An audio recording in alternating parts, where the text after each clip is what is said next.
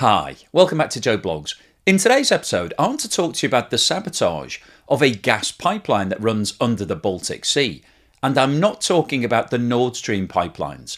The Baltic Connector, which is a pipeline that runs from Estonia to Finland, has suddenly sprung a leak, and the Prime Minister of Finland has said that initial investigations proved that this was not down to normal use or pressure increases, and the reason for the leak was external activity. So this basically tells us that somebody has sabotaged this pipeline. It's been blown up in exactly the same way as the Nord Stream pipelines were in September 2022. And this is now causing problems in the European market. Gas prices have gone up as a direct result. And this is at a time when the price of oil and gas is already being affected by what's happening in Israel. Over the course of the last week, the conflict between Israel and Palestine has flared up again. The Palestinian organisation Hamas undertook an attack on Israel on Saturday the 8th of October, and at the time of making this video that war is still raging, and that's having an impact on energy supplies in Europe because Israel has gas fields. Now, as it stands at the moment, the investigation into what caused the problem at the Baltic Connector Pipeline is underway. However, in today's video, I'll share with you some seismic information, which looks like there was an explosion under the water. And we'll talk about the relationship between Finland, who's the recipient of all of this gas from the pipeline, and Russia. As you'll be aware if you follow the channel, earlier this year, Finland applied to join NATO and was successful in that application in April. And Russia was very unhappy about that situation and actually issued a warning to Finland that there would be repercussions if it did go through with its application process. So there is now a lot of rumour circulating that Russia could be behind this attack. So in today's video, I'll give you some more details on the Baltic Connector Pipeline, and we'll look at the potential attack that's taken place there. We'll have a quick reminder of the Nord Stream pipeline explosions, and I'll give you an update on the investigations that have taken place. We'll talk about the impact of the Israeli-Palestine conflict on global energy prices, and have a look at what's been happening with oil and gas prices over the course of the last week. And then finally today I'll wrap up with my summary, talking about what the impacts of all of these events are on the global economy. But before we get started on all of that, I'd like to remind you that if you'd like to see more face-to-face videos like this and be able to avoid the adverts that you're constantly bombarded with on YouTube, then please check out my Patreon channel. But if you don't like Patreon and you'd still like to support the channel, please have a look below where you'll find links to buy me a coffee as well as YouTube's super thanks and membership scheme.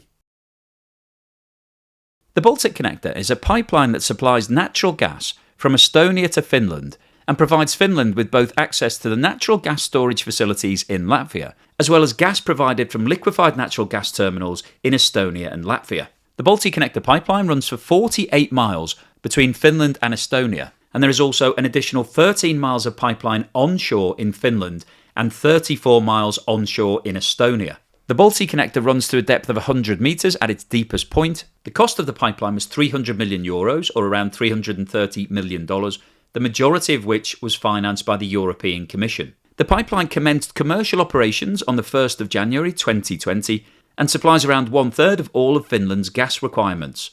At around 2 a.m. on Saturday the 8th of October, the gas operating companies in Finland and Estonia noticed a sudden drop in pressure from the pipeline, from 34.5 bars to 12 bars and then 6 bars. The operators closed the valve to stop the flow of gas and later discovered the leak caused by damage to the pipeline. A telecoms cable near to the pipeline was also damaged. The Finnish Bureau of Investigation has initiated an investigation into the external damage to the pipeline. We are still verifying whether the damage is caused deliberately or accidentally, the Bureau said. However, it went on to say that causing this type of damage to the pipeline requires special knowledge, and that this act could not have been done by an ordinary person. On the 10th of October, the government of Finland announced that the damage to the pipeline may have been deliberate and caused by external activity. Alustavan arvion mukaan havaittu vaurio ei ole voinut syntyä putken tavanomaisen käytön tai paineenvaihtelun seurauksena. On todennäköistä, että vauriot ovat seurausta ulkopuolisesta toiminnasta. Suomen viranomaiset ovat KRP:n johdolla käynnistäneet asiasta. Finnish authorities said the damage to the pipeline and also the adjacent cable happened in 2 different spots in Finland's exclusive economic zone, which is an area which covers around 200 miles off the coast of Finland. In terms of speculation as to what could have caused the damage, suspicion is currently falling on Russian sabotage as retribution for Finland joining NATO in April 2023. And Norway's Seismological Institute, NORSAR, said it had detected a probable explosion along the Finnish coast at 1:20 a.m. Finnish time on the 8th of October. And this chart shows the signals from the seismic station in southern Finland, which show the strength of the event, and this map shows the estimated seismic location together with the Baltic Connector Pipeline. And initial investigations undertaken by Estonia reveal that the pipeline was damaged by heavy force, and Estonia's defence minister has said that it could have been the result of deliberate action. It can clearly be seen that these damages are caused by quite heavy force, he said, adding that investigators are not ruling out anything at this stage. But at the moment it rather seems that it had been mechanical impact or mechanical destruction. The gas pipeline and the telecommunication cable run parallel, but at a significant distance from each other. The pipeline, which is encrusted in concrete for protection, looks like someone tore it on the side, said Estonian Navy Commander Juri Saska. The concrete is broken or peeled off, specifically at that point of injury. It looks like it was pulled from one side like a watering hose behind your leg and you've dragged it behind you. The damage to the gas pipeline was believed to have taken place in Finnish waters, while the telecoms cable breach was in Estonian waters.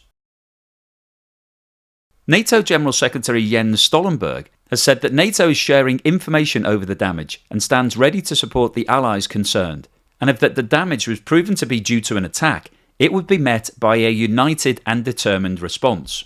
Prior to the war in Ukraine, some of the gas transported by the Baltic Connector came via pipeline from neighbouring Russia, but since the invasion of Ukraine, Finland has stopped importing Russian gas. Both Finland and Estonia have said that they did not anticipate shortages of gas, even if the pipeline is to remain inoperable during winter. Lithuanian gas operator Amber Grid said Latvia's gas storage has switched from storing gas to pumping it immediately after the Baltic Connector damage in order to supply Estonia. It's not a big deal for Estonia and Latvia because a lot of their gas is stored in Latvian storage, but Finns will not be able to get their gas from Latvian storage at the moment, said a source with direct knowledge of Baltic gas supplies. In 2022, Finland leased a floating storage and regasification unit to receive liquefied natural gas to replace the supplies from Russia. Finland also has a second LNG import terminal at Hamina, and the continuity of gas supply is secured in the coming winter, national operator Gasgrid said in a statement. Following the outbreak of the military conflict between Israel and Hamas, oil and gas prices have jumped. Israel and the Palestinian territories are not oil producers, but the Middle Eastern region accounts for almost a third of global supply. Israel and the Palestinian territories are not oil producers, however Israel does have large gas fields. This chart shows the movement in European natural gas prices over the course of the last week. And what this shows is that on October the 6th, 2 days before the Israeli-Palestine conflict flared up again, the price of natural gas was trading for around 35.6 euros. However, as you can see over the course of the last few days, the price has risen significantly and is now trading for around 47.9 euros, which represents an increase of around 35%. And if we expand the chart out to show what's been happening over the course of the last 6 months, you can see that the current price is the highest that gas has been trading at any point over that period. Now, if we expand the chart out to show the position over the last 5 years, you can see the devastating impact that Russia's invasion of Ukraine had on gas prices in Europe. And that at one stage in April 2022, around 1 month after the invasion started, prices hit an astronomical 340 euros. So in the context of that movement, the current price increase is obviously relatively low. However, one of the problems that Europe is facing is that natural gas is essential to a lot of households. It's piped directly to a lot of homes and used for heating and cooking. It's also used in a lot of industrial processes, and it's used to produce electricity. So when the price of natural gas increases, it has a triple whammy impact on Europe because it's increasing prices directly for consumers, but it's also increasing industrial costs, which feed through into the price of products, and also the cost of electricity, which impacts on everything. So this current increase in prices coming at a time when a lot of European countries are still struggling with high levels of inflation is really bad news. And this chart shows the movement in Brent crude oil prices over the course of the last week. And you can see that on the 6th of October, prices were trading for around $83.9 per barrel. However, they are now trading for around 87.3, which represents an increase of around 4%. So not as marked as the increase that we saw in gas prices. However, this still represents a significant increase.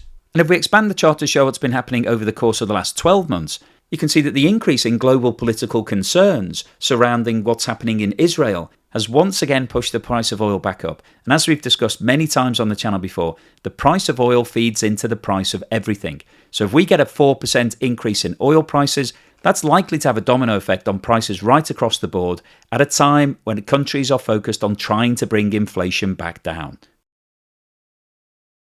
On the evening of Monday the 26th of September, Denmark issued a warning about a leak in the yet-to-be-opened Nord Stream 2 pipeline, which had been discovered by a Danish Defence F-16 fighter jet. Methane gas could be seen rising to the surface of the water in an area over 100 metres wide, and the Danish authorities declared a 5-mile exclusion zone as the area was dangerous to shipping. In response to this, Nord Stream 2's operator stated that the pressure in the pipeline had dropped from 105 bars to 7 bars. Following on from the reports of the leak in Nord Stream 2, 2 further leaks were reported for Nord Stream 1 on Tuesday the 27th of September. The 2 pipes were damaged near the Danish island of Bornholm in the southern Baltic Sea. Sweden's National Seismology Centre said its stations recorded powerful subsea blasts in the area where the gas leaks occurred, the latter measuring the equivalent of a magnitude 2.3 earthquake. A senior seismologist stated that there was no doubt that these were explosions, and that the latter and the stronger of the 2 blasts was equivalent to 100 kilograms of dynamite. He went on to state, "We know very well what an underwater blast looks like, and there is no doubt that this is not an earthquake." Investigations into the Nord Stream explosions were undertaken separately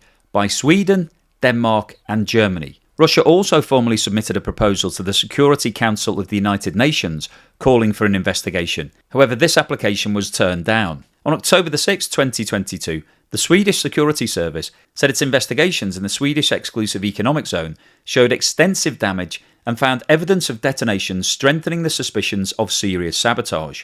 And on the 18th of November, they concluded that the incident was an act of gross sabotage, stating that traces of explosives were found on the pipes. However, despite all of the speculation, none of the 3 separate investigations publicly assigned responsibility for the damage to any one individual country. However, CNN reported that European security officials observed Russian Navy support ships in the area of the leaks on the 26th and the 27th of September, and 1 week prior, Russian submarines were also observed nearby. And in May 2023, an investigation by the Nordic public broadcasters DR, NRK, SVT and YEA described highly unusual movements by ships thought to include Russian ships such as tugboat SB-123, along with a naval research vessel and another unspecified ship, and that these ships had their transmitters turned off and were reported to be in the area of the explosions between June and September 2022.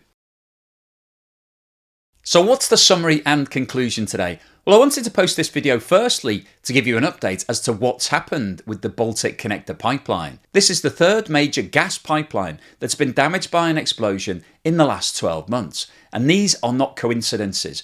Whoever organised and executed the Nord Stream bombings is very likely to be behind this bombing, because as we talked about earlier in the video, there has been no conclusive evidence that's been found on the Nord Stream bombings to link it to any individual country. So basically, whoever did it got away scot-free, and the technique that they're using is obviously very difficult to be able to monitor and trace. So if you can get away with it once, why not do it again?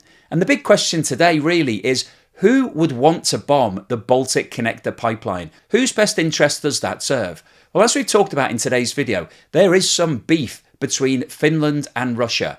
Finland applied to join NATO earlier this year and subsequently joined on the 4th of April. And prior to that period, Russia had made a number of threats to Finland, saying that it would face repercussions if it did decide to go through with its application. Finland and Russia share an 800-mile border, and President Putin has made it very clear that he does not want NATO on his borders. But that's exactly what he's got right now. And Sweden, who's a neighbour of Finland, have also submitted an application to NATO, and they're just waiting for Turkey to lift their veto before they join as well. So this could potentially be a message sent to both Finland and Sweden that Russia is very unhappy, and it's now doing something that's going to hurt Finland from a commercial point of view. And if we look at things from a commercial perspective, prior to the invasion of Ukraine, Russia was selling gas directly to Finland through pipelines, and also it was supplying large quantities of gas to Estonia.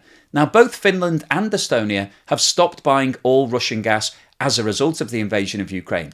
So Russia has lost out financially. So as well as the NATO issue, there is also a revenue issue from Russia's point of view. And the direct impact of the explosion that took place on the Baltic Connector pipeline is that gas prices have now gone up again. And obviously, as Russia is a big supplier of gas, The increase in the price is obviously beneficial from Russia's point of view, because any gas that it does manage to sell will be achieving higher revenue. And if we look at that issue in the context of the European economies, the biggest economies in Europe that are reliant on the import of gas are Germany, Italy, and the United Kingdom. And an increase in gas prices, by definition, is going to increase energy costs for all economies that use gas. Now, Germany is currently in a state of recession, and Italy and the United Kingdom are a fraction away from being in recession. Now, over the course of the last 6 months, energy prices had actually started to come back down. We saw a spike following Russia's invasion of Ukraine, and that caused major problems. And we've talked about the fact that inflation has been really high in most countries in Europe for the last 12 to 18 months. But most of the economies in Europe have been increasing interest rates to try to bring spending back down, to bring prices down as well. And the reduction in energy prices was helping. However, the fact that we're now seeing oil and gas prices starting to go back up again is going to apply more pressure to those economies and could increase the risk of countries like Italy and the United Kingdom going into recession. And from Russia's perspective, it's beneficial for more of these European countries to be having financial difficulties. As I'm sure you'll be aware, the sanctions that have been applied against Russia have had a devastating impact on the Russian economy. The financial information that Russia's releasing is very limited, but the economy is in tatters. Income from oil and gas sales is down significantly, and expenditure predominantly driven by what's happening in Ukraine is through the roof. And as a result of that, Russia is posting huge deficits. It's having to draw down on its national wealth fund to keep the economy alive. So when you take a step back and look at the overall picture here, there is no rationale for Finland bombing its own pipeline, or Estonia, or in fact any of the other countries in Europe, because the direct impact of that explosion has been an increase in energy prices, and all of the countries in Europe are currently focused on trying to keep energy prices as low as possible. So there is no rationale for the West to have done this. However, when you take into account the fact that Russia was very unhappy about Finland applying to join NATO and then actually joining NATO, and also it's lost a lot of income from the supply of gas directly to Finland, and also the supply of gas to Estonia, which was then being sent to Finland through the Baltic Connector Pipeline, there is a clear argument to say that Russia could have been behind the sabotage of the Baltic Connector Pipeline. Now, as I said at the start of the video, this is a live story, this is ongoing, so I'll keep you posted as soon as there's any further news and developments. Hopefully you've enjoyed today's video, you found it useful, informative and thought-provoking. If you've liked what I've said, then please give me a thumbs up. Thank you for watching this video all the way through to the end, and here's something to put a smile on your face.